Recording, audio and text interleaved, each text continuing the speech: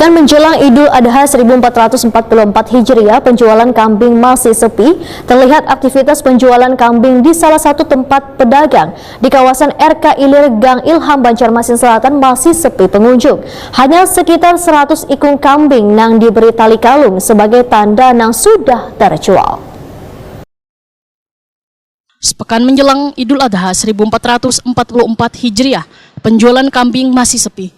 Terlihat aktivitas penjualan kambing di salah satu tempat pedagang di kawasan RK Ilir Gang Ilham, Banjarmasin Selatan masih sepi pengunjung. Hanya sekitar 100 ikung kambing yang diberi tali kalung sebagai tanda sudah terjual. Ahmad Zaini, salah seorang pedagang kambing, Wahitakwani Prima TV Baisukan Rabu 21 Juni 2023 memadahkan di Hari Raya Kurban 1444 Hijriah ini hanya menyediakan sebanyak 200 ikung kambing. Jika dibandingkan tahun sebelumnya bisa mencapai 300 ikung. Dikarenakan penjualan kambing menurun di tahun ini, Ahmad Zaini memperkirakan 3 hari menjelang Hari Raya Kurban, penjualan akan mulai meningkat. Sedangkan harganya mulai mengalami kenaikan. Harga jual bervariatif mulai dari 3 juta rupiah sampai 4 juta rupiah. Bahkan dipastikan harga akan terus naik di 3 hari menjelang Idul Adha 1444 Hijriah.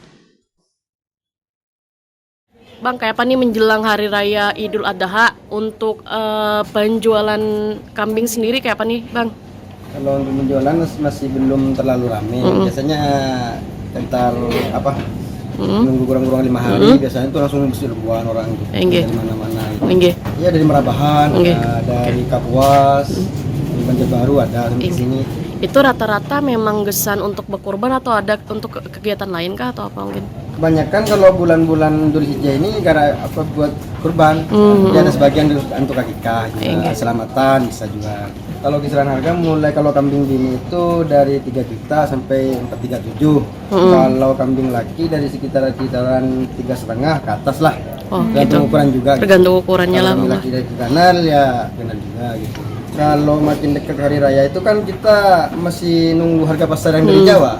Kalau dari Jawa kita mengambil dari Jawa itu larang, kita jual adanya gitu. Oh gitu.